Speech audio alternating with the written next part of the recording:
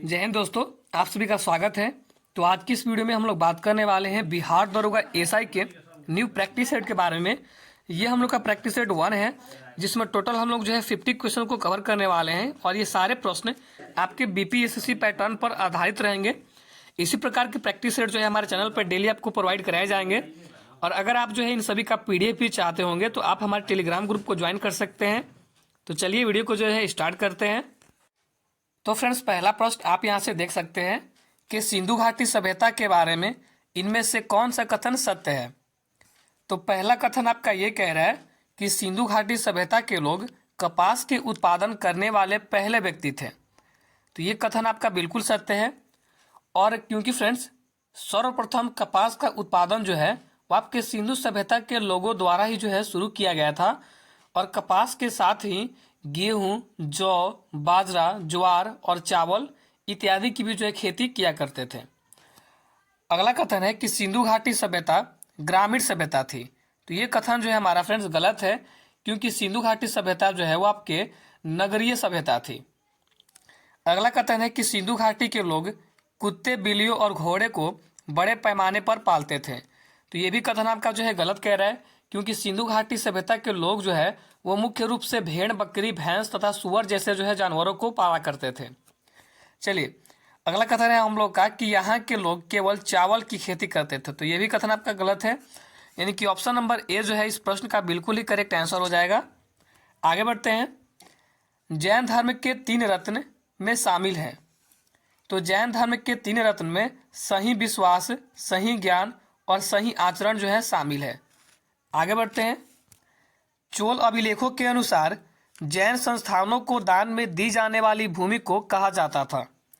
तो चोल अभिलेखों के अनुसार जैन संस्थानों को दान में दी जाने वाली भूमि को पलिछांदम भूमि कहा जाता था, यानी कि ऑप्शन नंबर बी आपका बिल्कुल करेक्ट आंसर हो जाएगा। आगे देखते हैं। विशाख दत्त द्वारा रचित मुद्रा राक्षस कौन सी भाषा में लिखी गई है। तो विशाख दत्त द्वारा रचित मुद्रा राक्षस वो आपके संस्कृत भाषा में लिखी गई है, यानी कि ऑप्शन नंबर सी इस प्रश्न का बिल्कुल ही करेक्ट आंसर हो जाएगा। आगे बढ़ते हैं। निम्नलिखित में से किसके शासन काल में भारत का पहला मुद्रा रुपया मुद्रित हुआ। तो वो फ्रेंड्स आपके शेरशाह सूरी के शासन काल में भारत का पहला मुद्रा रुपया मुद्रित किया गया था। आप इसे याद रखिएगा। और उस टाइम पे ये जो सिक्का था फ्रेंड्स, वो आपका चांदी का बना हुआ था। किस चीज का? तो चांदी का। चलिए आगे बढ़ते हैं। निम्नलिखित में से किसके शासन काल में मुगलों और मराठों के बीच द्वंद्व प्रारंभ हुआ। तो ये फ्रेंड्स आपके औरंगजेब के शासन काल में मुगलों और मराठों के बीच द्वंद्व प्रारंभ हुआ था, यानी कि ऑप्शन नंबर डी इस प्रश्न का बिल्कुल ही करेक्ट आंसर हो जाएगा। आगे बढ़ते हैं। भारत में किस गवर्नर जनरल को स्थानीय स्वशासन का पिता कहा जाता था। तो ये फ्रेंड्स आपके लॉर्ड रिपन को स्थानीय स्वशासन का पिता कहा जाता था, यानी कि ऑप्शन नंबर ए इस प्रश्न का बिल्कुल ही करेक्ट आंसर हो जाएगा। आगे बढ़ते हैं। ब्रिटिश साम्राज्य में अवध का विलय हुआ था। तो ब्रिटिश साम्राज्य में अवध का विलय फ्रेंड्स वो आपके 1856 ईस्वी में हुआ था। लॉर्ड डलहौजी ने आउंट्रम की रिपोर्ट के आधार पर कुछ शासन का आरोप लगाकर इसे विलय किया था। और उस टाइम अवध का जो नवाब था फ्रेंड्स, वो आपके वाजिद अली शाह थे। चलिए आगे बढ़ते हैं। निम्नलिखित में से किसने बंगाल की विभाजन 1905 में हुआ था, उसके विद्रोह में हुए आंदोलन का नेतृत्व किया था। तो फ्रेंड्स आपके सुरेंद्र नाथ बनर्जी जी, इन्होंने इसका नेतृत्व किया था, यानी कि ऑप्शन नंबर ए आपका बिल्कुल करेक्ट आंसर हो जाएगा, सुरेंद्र नाथ बनर्जी। आगे बढ़ते हैं। किस व्यक्ति ने महात्मा गांधी को पहली बार राष्ट्रपिता कहकर संबोधित किया था। तो ये फ्रेंड्स आपके रविंद्रनाथ टैगोर जब भाषण दे रहे थे 20 जुलाई 1905 को, ठीक है ना। और नहीं फ्रेंड्स, 20 जुलाई नहीं बल्कि 6 जुलाई 1944 को, ठीक है, आप इसे याद रखिएगा। 6 जुलाई 1944 को जब रविंद्रनाथ टैगोर जी भाषण दे रहे थे, तो उस भाषण में उन्होंने बोला था कि भारत की स्वाधीनता का आखिरी युद्ध शुरू हो चुका है और राष्ट्रपिता भारत के मुक्ति के इस पवित्र युद्ध में हम आपका आशीर्वाद और शुभकामनाएं चाहते हैं। उस टाइम पे उन्होंने महात्मा गांधी को राष्ट्रपिता कहकर संबोधित किया था, यानी कि रविन्द्रनाथ टैगोर, यानी कि ऑप्शन नंबर ए जो है आपका बिल्कुल करेक्ट आंसर हो जाएगा। आगे बढ़ते हैं कि सत्य शोधक समाज की स्थापना हुई थी। तो सत्य शोधक समाज की स्थापना ज्योतिबाई फुले द्वारा 1873 ईस्वी में हुई थी। ऑप्शन नंबर सी जो है आपका बिल्कुल करेक्ट आंसर हो जाएगा। आगे बढ़ते हैं, अटला देवी मस्जिद का निर्माण किस शासक के द्वारा किया गया था। तो अटला देवी मस्जिद का निर्माण जो है फ्रेंड्स वो आपके 1408 ईस्वी में सर्की का शासक इब्राहिम शाह सर्की द्वारा किया गया था, यानी कि ऑप्शन नंबर बी जो है इस प्रश्न का बिल्कुल ही करेक्ट आंसर हो जाएगा, इब्राहिम शाह सर्की। आगे बढ़ते हैं, अलाउद्दीन के समय भू राजस्व की दर उपज का कितना भाग था। तो वो जो है फ्रेंड्स आपका 1/2 भाग था, यानी कि ऑप्शन नंबर ए जो है बिल्कुल करेक्ट आंसर हो जाएगा। आगे बढ़ते हैं, भारतीय संविधान अपने नागरिकों को की समानता का वचन देता है। तो भारतीय संविधान अपने नागरिकों को प्रतिष्ठा और अवसर की समानता का वचन देता है, यानी कि ऑप्शन नंबर सी जो है आपका बिल्कुल करेक्ट आंसर हो जाएगा। आगे बढ़ते हैं, निम्नलिखित में से कौन सी समिति ने मूल कर्तव्य को संविधान में सम्मिलित करने का सुझाव किया। तो ये जो फ्रेंड्स आपके स्वर्ण सिंह समिति ने 42वें संविधान संशोधन के अंतर्गत 1976 में, कब, तो 1976 में जो है मूल कर्तव्य को संविधान में सम्मिलित करने का सुझाव दिया था। आप इसे याद रखिएगा। आगे बढ़ते हैं कि अनुसूचित जनजातियों के संरक्षण के लिए एक क्षेत्र को अनुसूचित क्षेत्र के रूप में घोषणा करने की शक्ति किसके पास होती है। तो ये जो फ्रेंड्स आपके राष्ट्रपति जी के पास होती है, यानी कि ऑप्शन नंबर सी जो है इस प्रश्न का बिल्कुल ही करेक्ट आंसर हो जाएगा। आगे बढ़ते हैं, ग्राम सभा में निम्न में से कौन शामिल होते हैं।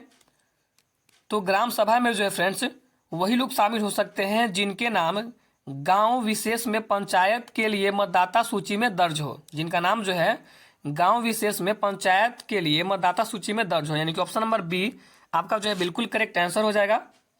आगे बढ़ते हैं, संविधान का निम्न में से कौन सा संशोधन केंद्र तथा राज्यों में मंत्रिपरिषद के मंत्रियों की अधिकतम संख्या सीमित करता है। तो ये जो फ्रेंड्स आपके संविधान का जो 51वां संविधान संशोधन है जो कि आपके 2003 में किया गया था। कब, तो ये जो फ्रेंड्स आपके 2003 में किया गया था। तो इसके अंतर्गत केंद्र तथा राज्य के मंत्रिपरिषद के मंत्रियों की अधिकतम संख्या सीमित करता है। ठीक है, 51वां संविधान संशोधन, यानी कि ऑप्शन नंबर सी। आगे बढ़ते हैं, निम्न में से कौन सा एक संवैधानिक संस्था नहीं है।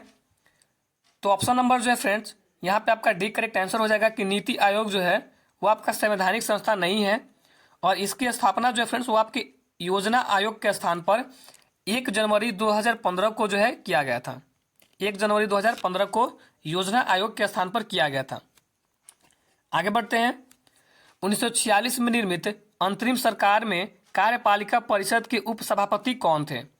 तो ये फ्रेंड्स आपके जवाहरलाल नेहरू जी थे, यानी कि ऑप्शन नंबर बी जो आपका बिल्कुल करेक्ट आंसर हो जाएगा। आगे बढ़ते हैं, भारतीय संविधान के किस अनुच्छेद में केंद्र शासित प्रदेशों के लिए उच्च न्यायालय का प्रावधान है। तो अनुच्छेद 241 में जो है केंद्र शासित प्रदेशों के लिए उच्च न्यायालय का प्रावधान है। अगर हम लोग बात करें अनुच्छेद 239 के बारे में, तो इसमें जो फ्रेंड्स आपके संघ राज्य क्षेत्रों का प्रशासन के बारे में प्रावधान है। अगर बात करें अनुच्छेद 214 के बारे में, तो इसमें जो फ्रेंड्स आपके राज्यों के लिए उच्च न्यायालय के बारे में प्रावधान दिए गए हैं। और अगर बात करें अनुच्छेद 231 के, तो इसमें जो फ्रेंड्स आपके 2 या 2 से अधिक राज्यों के लिए एक ही उच्च न्यायालय के बारे में प्रावधान दिए गए हैं। ठीक है, चलिए आगे बढ़ते हैं। लोकसभा के स्पीकर का निर्वाचन होता है। तो लोकसभा के स्पीकर का निर्वाचन जो है वो आपके लोकसभा के सभी सदस्यों के द्वारा जो है होता है, यानी कि ऑप्शन नंबर सी जो है इस प्रश्न का बिल्कुल ही करेक्ट आंसर हो जाएगा। आगे बढ़ते हैं, निम्नलिखित में से कौन से मामले उच्च न्यायालय और उच्चतम न्यायालय की आधिकारिकता में आते हैं। तो ये जो फ्रेंड्स आपके मूल अधिकारों का प्रवर्तन, यानी कि ऑप्शन नंबर सी जो है इस प्रश्न का बिल्कुल करेक्ट आंसर हो जाएगा। आगे बढ़ते हैं, स्वर्ण त्रिभुज यानी कि गोल्डन ट्रायंगल एक विशिष्ट क्षेत्र है जो मादक द्रव्य की तस्करी के लिए प्रसिद्ध है। निम्न में से कौन सा देश यह त्रिभुज का भाग नहीं है। अगर बात करें थाईलैंड, म्यांमार और लाओस की, ये तीनों जो है इस स्वर्ण त्रिभुज के क्षेत्र के जो भाग हैं, बल्कि कंबोडिया जो है नहीं है, यानी कि ऑप्शन नंबर डी जो है इस प्रश्न का बिल्कुल ही करेक्ट आंसर हो जाएगा, कंबोडिया। आगे बढ़ते हैं कि अंतर्राष्ट्रीय प्रवासी दिवस मनाया जाता है कब। तो ये जो है आपके प्रतिवर्ष 18 दिसंबर को जो है अंतर्राष्ट्रीय प्रवासी दिवस मनाया जाता है? यानी कि ऑप्शन नंबर बी जो है इस प्रश्न का बिल्कुल ही करेक्ट आंसर हो जाएगा। अगर फ्रेंड्स हम बात करें इसमें जो है 9 जनवरी जो दिया है, तो 9 जनवरी को जो फ्रेंड्स वो आपके भारतीय प्रवासी दिवस मनाया जाता है, जबकि 18 दिसंबर को अंतर्राष्ट्रीय प्रवासी दिवस मनाया जाता है। आप इसे याद रखिएगा। अगर बात करें 24 दिसंबर की, ठीक है, तो इसमें जो फ्रेंड्स आपके 24 जनवरी की अगर बात करें तो 24 जनवरी में आपके राष्ट्रीय बालिका दिवस जो है मनाया जाता है, राष्ट्रीय बालिका दिवस। ठीक है, चलिए आगे बढ़ते हैं। लोसुंग त्यौहार कहाँ का लोकप्रिय त्यौहार है? तो लोसुंग त्यौहार जो फ्रेंड्स वो आपका सिक्किम का लोकप्रिय त्यौहार है, यानी कि ऑप्शन नंबर बी जो है इस प्रश्न का बिल्कुल ही करेक्ट आंसर हो जाएगा। आगे बढ़ते हैं। योनेक्स कप किस खेल से संबंधित है? तो योनेक्स कप जो है आपके बैडमिंटन खेल से संबंधित है, यानी कि ऑप्शन नंबर ए जो है इस प्रश्न का बिल्कुल ही करेक्ट आंसर हो जाएगा। आगे बढ़ते हैं। सूरज ताल झील किस राज्य में स्थित है? तो जो सूरज ताल झील है फ्रेंड्स वो आपके हिमाचल प्रदेश में स्थित है। ठीक है, इसमें जो है सूरज ताल के साथ साथ रेणुका झील भी है, नाको झील, ये सब भी जो है आपके हिमाचल प्रदेश में ही आते हैं। चलिए आगे बढ़ते हैं। पारिस्थितिकी संतुलन बनाए रखने के लिए भारत में वन क्षेत्र कितने प्रतिशत में होने चाहिए? तो पारिस्थितिकी जो आपका तंत्र है इसके लिए भारत में 33.33%, 33 पॉइंट जो है 3% होना चाहिए, यानी कि ऑप्शन नंबर डी जो है आपका बिल्कुल ही करेक्ट आंसर हो जाएगा। चलिए आगे बढ़ते हैं।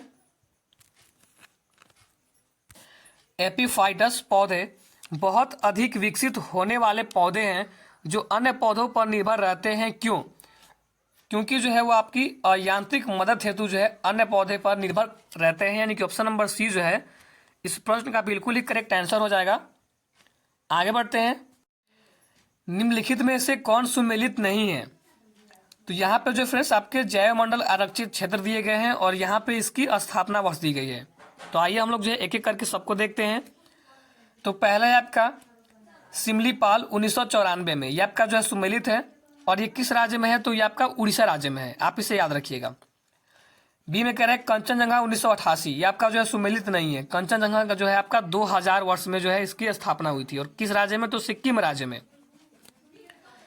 सी है नोकरेक 2002 में, ये भी आपका सुमेलित नहीं है, ये आपका 1988 में हुआ था इसकी स्थापना। किस राज्य में? तो मेघालय राज्य में। अगला है पन्ना 2011, ये आपका सुमेलित है, किस राज्य में? तो मध्य प्रदेश में, यानी कि ऑप्शन नंबर यहाँ से बी और सी जो आपका दोनों ही सुमेलित नहीं है। चलिए आगे बढ़ते हैं। अगला है कि क्षेत्रीय भाषा में निर्णय प्रकाशित करने वाला भारत में ही पहला हाईकोर्ट कौन सा है? क्षेत्रीय भाषा में निर्णय प्रकाशित करने वाला पहला हाईकोर्ट कौन सा है? तो आपका जो है केरल हाईकोर्ट, यह क्षेत्रीय भाषा में निर्णय प्रकाशित करने वाला पहला हाईकोर्ट है। आगे बढ़ते हैं। किस राज्य सरकार द्वारा स्वास्थ्य ऐप को जारी किया गया है? तो यह जो फ्रेंड्स आपके तमिलनाडु के राज्य सरकार के द्वारा जो है स्वास्थ्य ऐप को जारी किया गया है। इसके अंतर्गत जो है स्वच्छता कर्मचारियों और उनके परिवार के सदस्यों के कल्याण हेतु जो है इस ऐप को जारी किया गया था। ठीक है, चलिए अगला है कि हाल ही में संगम नौसेना अभ्यास का आयोजन भारत ने जो है किस देश के साथ किया? तो संगम नौसेना अभ्यास का आयोजन जो है फ्रेंड्स वो आपके भारत ने अमेरिका के साथ किया था। ठीक है, और ये जो है आपका 7वां संगम युद्ध अभ्यास था। कौन सा? 7वां संगम युद्ध अभ्यास था जो कि 2022 में गोवा में संपन्न हुआ। कहाँ पे? तो गोवा में। ठीक है ना, गोवा में संपन्न हुआ। चलिए आगे बढ़ते हैं। अंतर्राष्ट्रीय श्रम संगठन ILO में शामिल होने वाला 187वां देश कौन सा है? वो आपका टोंगा है। Option number B is your correct answer.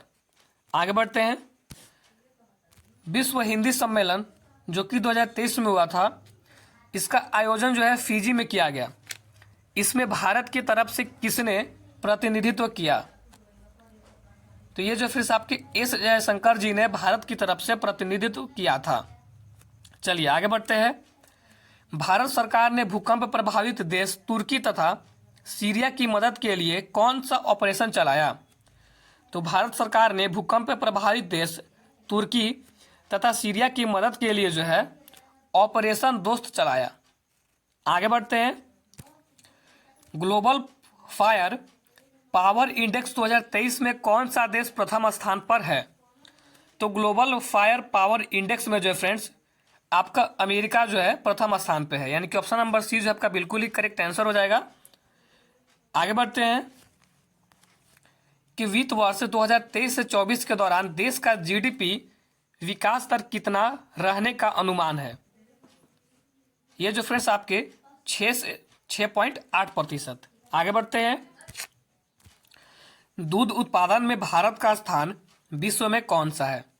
तो दूध उत्पादन में भारत का स्थान जो है पूरे विश्व में पहला स्थान पे है, यानी कि ऑप्शन नंबर ए जो आपका बिल्कुल करेक्ट आंसर हो जाएगा। आगे बढ़ते हैं। अर्जुन पुरस्कार 2022 से सम्मानित सुश्री अंशु का संबंध किस खेल से है? तो ये जो है फ्रेंड्स आपके कुश्ती खेल से है, यानी कि ऑप्शन नंबर बी जो है आपका बिल्कुल ही करेक्ट आंसर हो जाएगा। आगे बढ़ते हैं। ग्रैमी पुरस्कार 2023 हेतु किसे एल्बम ऑफ द ईयर चुना गया? तो ग्रैमी पुरस्कार 2023 हेतु हैरी हाउस को एल्बम ऑफ द ईयर चुना गया। आगे बढ़ते हैं। प्रसिद्ध पुस्तक विक्ट्री सिटी के लेखक कौन है? तो प्रसिद्ध पुस्तक विक्ट्री सिटी के लेखक जो है वो आपके सलमान रुश्दी हैं, यानी कि ऑप्शन नंबर ए जो आपका बिल्कुल ही करेक्ट आंसर हो जाएगा। आगे बढ़ते हैं कि विश्व कैंसर दिवस 2023 का थीम था।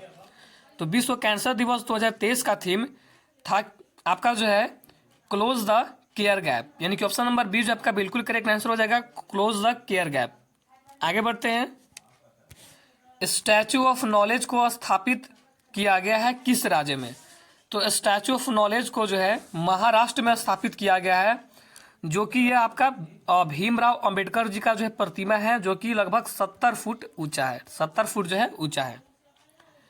चलिए आगे बढ़ते हैं। जनवरी 2023 में आए रिपोर्ट के अनुसार 2022 में भारत का सबसे प्रदूषित शहर कौन सा है? तो आपका जो है नई दिल्ली जो है सबसे प्रदूषित शहर है। आगे बढ़ते हैं। निम्नलिखित में से कौन सा जो है सही सुमेलित नहीं है? तो यहाँ पे जो है इस साइड में आपके राज्य दिए गए हैं और यहाँ पे उनके राज्यपाल दिए गए हैं। तो इसमें जो है महाराष्ट्र का राज्यपाल जो गणेश लाल है ये आपका सुमेलित नहीं है, क्योंकि महाराष्ट्र में जो है नए राज्यपाल बने हैं जिनका नाम है रमेश बैस, आप इसे याद रखिएगा। चलिए आगे बढ़ते हैं। हाल ही में तुलसीदास बलराम का निधन हो गया, इनका संबंध किस क्षेत्र से था? तो तुलसीदास बलराम जो है वो आपके खेल से संबंधित है, ठीक है ना, खेल से। चलिए आगे बढ़ते हैं। भारतीय प्रतिस्पर्धा आयोग के नए अध्यक्ष कौन बने हैं? तो ये जो है आपके फ्रेंड्स संगीता वर्मा जी बनी है, यानी कि ऑप्शन नंबर ए जो है आपका फ्रेंड्स बिल्कुल ही करेक्ट आंसर हो जाएगा। चलिए आगे बढ़ते हैं। अंतर्राष्ट्रीय धम्म सम्मेलन का उद्घाटन जो है कहाँ किया गया? तो अंतर्राष्ट्रीय धम्म सम्मेलन का उद्घाटन जो है वो आपके भोपाल में किया गया, यानी कि ऑप्शन नंबर ए जो है आपका बिल्कुल ही करेक्ट आंसर हो जाएगा। तो फ्रेंड्स यहीं पर हमारी वीडियो खत्म होती है, तो मिलते हैं नेक्स्ट वीडियो में, तब तक के लिए धन्यवाद।